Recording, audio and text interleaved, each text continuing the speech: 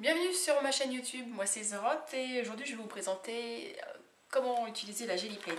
Alors la Gelly Plate, c'est ça, c'est une plaque de gélatine qui se présente comme ceci.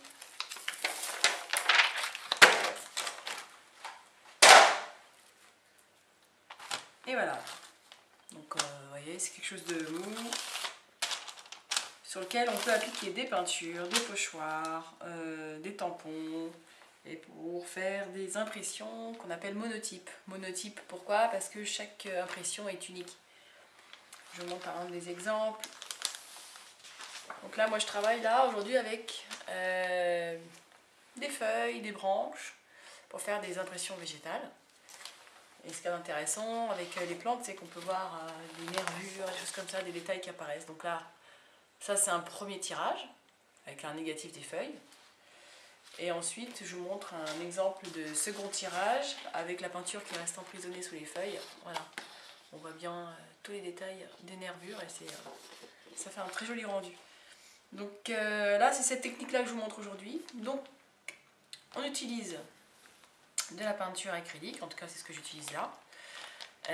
Donc la Gelly Plate, il faut savoir que ça a un coût. Ça coûte dans les 35-38 € la plaque de 20 sur 25 comme j'ai là. Il existe d'autres modèles, il existe le 15-15, il existe le 30 sur 35. J'ai vu même qu'il existait une ronde de 20 cm de diamètre. Moi ce modèle là il me convient, comme ça je travaille directement avec des feuilles type bureau pour faire mes impressions. Ensuite, ce qui est intéressant, ok ça coûte cher, mais après c'est un bon investissement parce que ça dure une éternité. J'avais jamais entendu personne dire que sa Gelly était bonne pour la poubelle. Un nettoyage assez simple, il suffit de mettre de l'eau et essuyer pour enlever la peinture. Quel autre avantage, c'est qu'on peut l'utiliser après vos tirages dans n'importe quoi. Donc je vous détaillerai dans d'autres vidéos les utilisations possibles, que ce soit dans l'art journal, des canevas mix média, du scrapbooking, enfin tout est possible. Alors, on commence, c'est parti, je vais utiliser deux couleurs. Donc moi en général j'aime bien utiliser au moins deux couleurs pour faire un petit dégradé intéressant.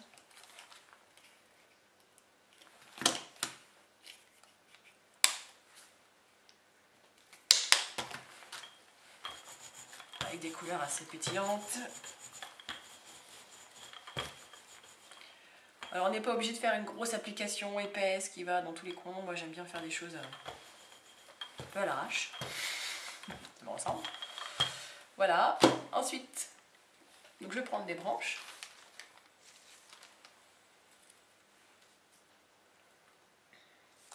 Voilà.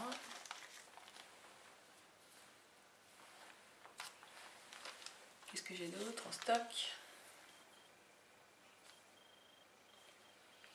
Et voilà, je prends une feuille. Et avec la feuille, je viens l'appliquer sur le dessus, comme ça. Comme il y a une certaine épaisseur, on va essayer de bien l'appuyer pour avoir un maximum de détails. Donc voilà, ça c'est un rouleau qu'on utilise avec. Donc on mixe de toutes les tailles. L'avantage d'un rouleau assez large, c'est que quand on applique la peinture, c'est plus rapide et puis ça mélange moins si on n'a pas envie que ça se mélange trop. Je me comprends. Je sais pas si vous me comprenez, moi je me comprends. Alors voilà. Ça c'est le premier tirage. C'est le négatif en fait. Voilà, des feuilles. Donc je me le mets de côté, je me le réserve. Ça sèche vite parce qu'on met très peu de peinture. J'enlève les feuilles et vous pouvez voir que sous les feuilles, la peinture est restée emprisonnée.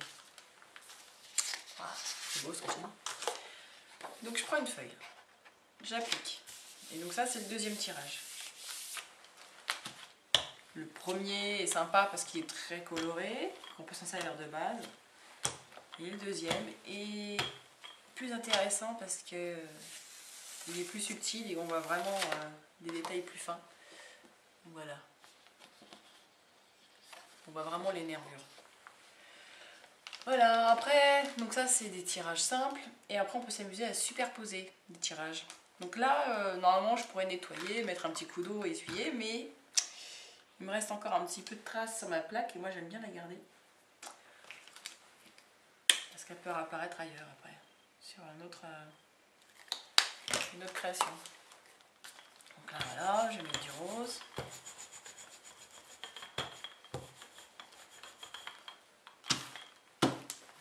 J'essuie mon boulot. Je mets une deuxième couleur. Donc là, vous voyez, c'est pas des couleurs très proches, mais ce que j'aime bien avec ces couleurs-là, c'est que quand on les mélange, il y a un petit orange sympa qui apparaît. Voilà, je fais ça grossièrement. Moi, c'est ce que je préfère. Ensuite, je vais prendre l'autre feuille. Donc, je vais prendre celle-ci. Hop. Tout ça sera joli. Hop. Voilà, ça ressemble à de l'érable. Petit clin d'œil aux canadiennes.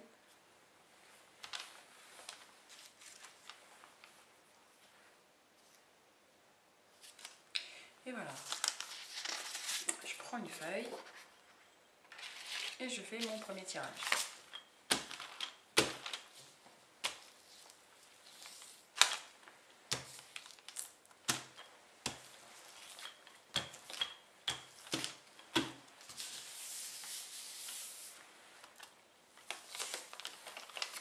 Donc c'est toujours la surprise, on ne sait jamais ce que ça va donner.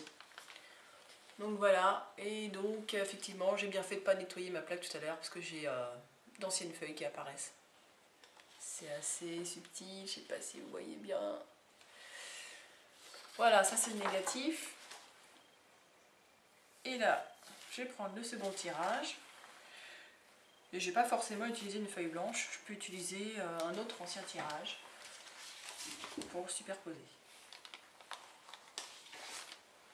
Donc là par exemple, je vais prendre un ancien comme ça. Soit un qui est déjà un second tirage, soit on peut choisir de prendre un... Ouais, on va prendre celui-là. On va prendre un négatif. Et on va voir ce que ça donne, c'est surprise.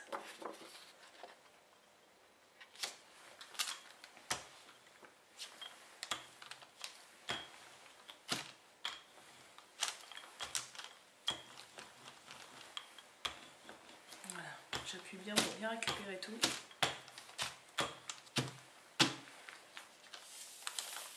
On va voir ce que ça donne. Et voilà. Enfin, je sais pas vous, mais moi j'adore. Voilà, ça je peux en faire des heures sans me lasser, sans voir le temps passer. Donc voilà, l'utilisation plutôt simple, nettoyage simple. Juste de l'eau.